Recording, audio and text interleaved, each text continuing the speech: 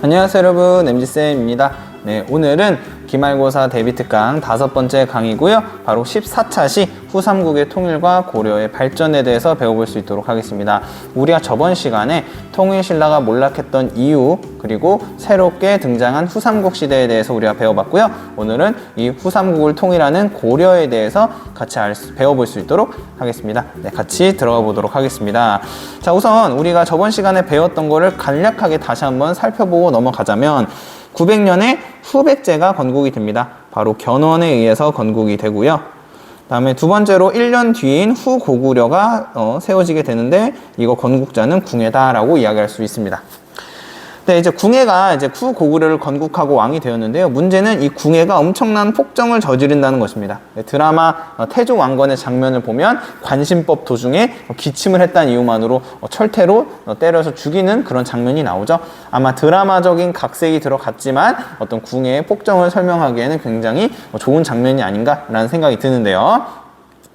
그 이후에 이제 궁예가 결론적으로 폭정을 일삼게 되고 결국 신하들에 의해서 쫓겨나게 되고요. 당시 궁예 밑에 바로 넘버 2였던 바로 왕건을 왕으로 추대하게 됩니다. 그래서 새로운 나라가 세워지게 되는데요. 이제 후고구려가 아니라 나라 이름을 고려로 바꾸고 고려를 새롭게 재창하면서 새로운 나라로 출발을 하게 됩니다.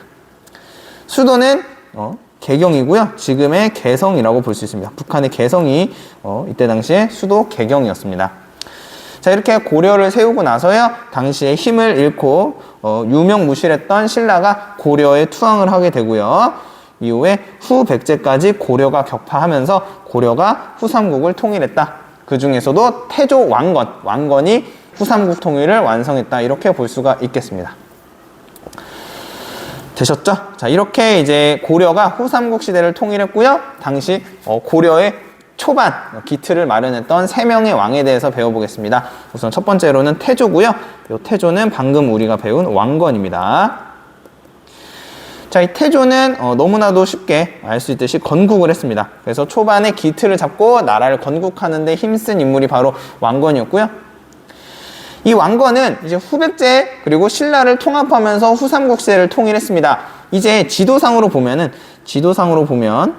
이렇게 있다면 이제 여기 있던 후백제, 신라를 다 통합한 나라를 세웠기 때문에 이제 남쪽으로는 더 이상 진출할 데가 없습니다. 이제 진출하려면 어디로 가야 돼요? 그렇죠. 바로 북쪽으로 나아가야 됩니다.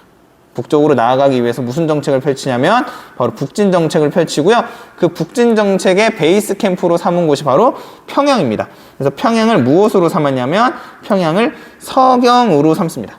서경이란 서쪽에 있는 개경이다. 즉 제2의 수도로서 평양을 서경으로 삼아서 영토 확장을 시도했다. 그래서 북진 정책의 베이스 캠프로서 평양을 삼았다. 이렇게 보시면 되겠고요. 자, 뿐만 아니라 건국 초기에 건국을 하기 위해선 다양한 세력들의 힘이 필요했습니다. 특히 호족을 포섭하는 것이 굉장히 중요한 미션이었고요.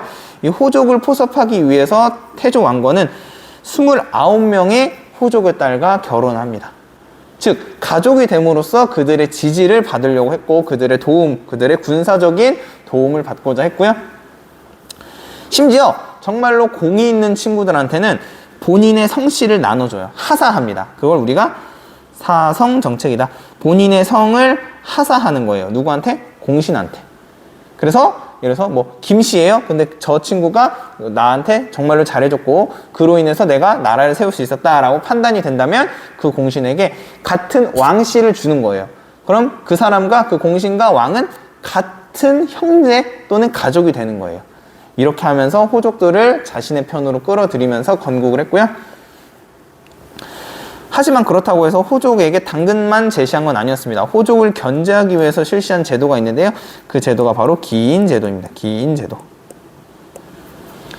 이 기인제도에서 기인이라는 게 뭐냐면 바로 호족의 자제를 수도에 머무르게 하는 그런 제도를 우리가 기인제도라고 합니다. 즉 협박의 용도로서 지방에 있는 호족의 자제들을 수도로 머무르게 해가지고 야, 너 지방에서 땀만 먹으면 네 자식 어떻게 될지 몰라. 이런 식으로 호족을 견제했던 것이 바로 기인제도다. 이렇게 여러분들이 이해하고 계시면 될 것 같고요.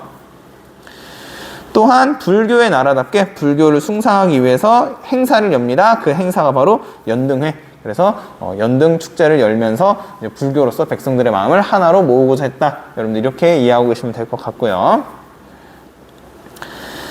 자, 태조의 셋째 아들인 광종의 업적을 살펴보겠습니다. 이 광종 같은 경우는요, 업적을 한마디로 정리하자면 왕권 강화를 해냈다. 이렇게 우리가 이해할 수가 있을 것 같습니다. 근데 문제는 당시에 왕권을 강화하기 위해서 해치웠어야 되는 적이 누구냐? 바로 호족이에요. 즉, 태조 왕건이 본인의 나라와 안정적인 국가 운영을 위해서 호족에게 힘을 빌렸지만 문제는 뭐냐면 이 광종 때에는 이 호족이 왕권을 위협할 정도로 힘이 세졌다라는 것입니다. 그래서 왕권을 잘 지켜나가기 위해서는 이 호족들을 철저하게 배제시키는 것이 중요했습니다. 그래서 결국 광종은 호족을 때리면서 호족 때리기를 통한 왕권 강화를 노력한 왕이다. 이렇게 정리할 수가 있을 것 같고요. 구체적인 정책 같이 알아볼 수 있도록 하겠습니다. 자, 첫 번째로 호족들이 불법적으로 소유하고 있는 노비들을 해방합니다. 그럼으로써 호족의 경제적인 기반에 타격을 주었던 정책이 있는데요. 그걸 우리는 뭐라고 부를 거냐면 노비 안건법이다 라고 부를 겁니다.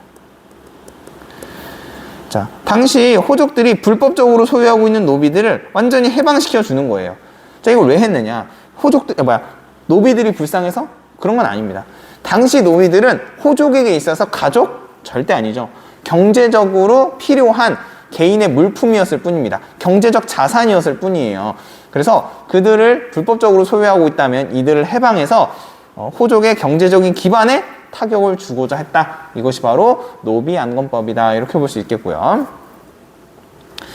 자, 다음으로는 중앙 전계에 있는 이 호족 세력들을 점차 밀어내고 싶어요. 즉, 신하들을 물갈이하고 싶은 거예요. 호족에서 새로운 세력으로 대체하고 싶습니다. 그래서 실시한 것이 뭐냐면 바로 과거제입니다. 과거제. 테스트죠. 그래서 일정한 유교적 지식을 갖춘, 소양을 갖춘 인물을 뽑기 위해서 과거제도를 실시합니다. 그래서 유교적 지식과 능력에 따라서 관리를 선발하고 이를 통해서 물갈이하고자 했던 대상은 당연히 호족이겠죠. 그래서 호족을 대체해서 과거제를 통해서 새로운 인물들을 등용했다. 그것이 광종의 업적이다. 이렇게 볼 수가 있겠습니다. 자, 마지막으로는 성종에 대해서 배울 건데요. 이 성종과 같은 경우는 특징이 고려의 지배체제를 완성시킨 왕입니다. 그래서 성종이에요. 왜? 완성시켰거든. 완성시켰어. 체제를 완성시킨 왕이 바로 성종이다. 이렇게 볼 수 있겠고요. 하지만 성종 혼자 이 나라의 기틀, 지배체제를 완성한 것은 절대 아니었습니다. 그의 파트너가 누구냐면 바로 최승로라는 사람인데요. 이 최승로가 나라가 잘 살기 위해서 필요한 28가지를 정리해서 왕이었던 성종에게 바칩니다. 그걸 우리가 뭐라 그럴 거냐면 이제부터 시무 28조라고 하고요. 이것을 수용함으로써 성종은 지배체제를 완성할 수 있었습니다.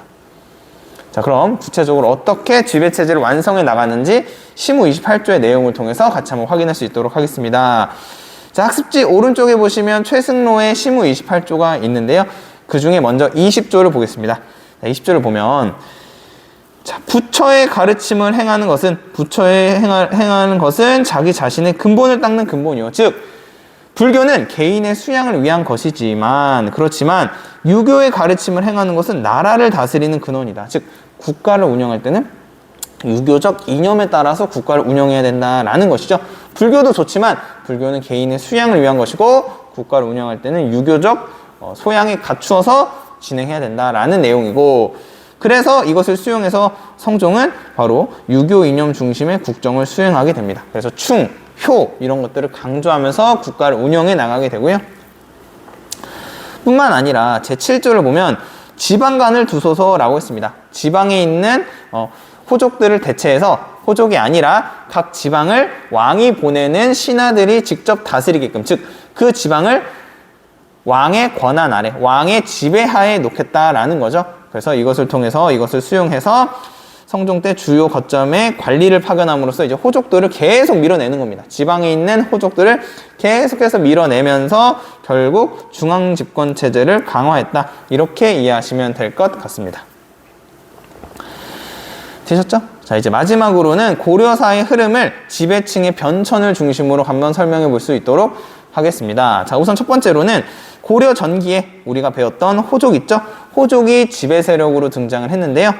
이후에 이 호족들이 과거 제도를 통해서 결론적으로는 새로운 계층이 탄생하게 됩니다. 이 과거제에 합격하고 혼인, 음서를 통해서 권력을 대대손손 이어나가려고 했던 그 세력이 바로 문벌 세력이고요.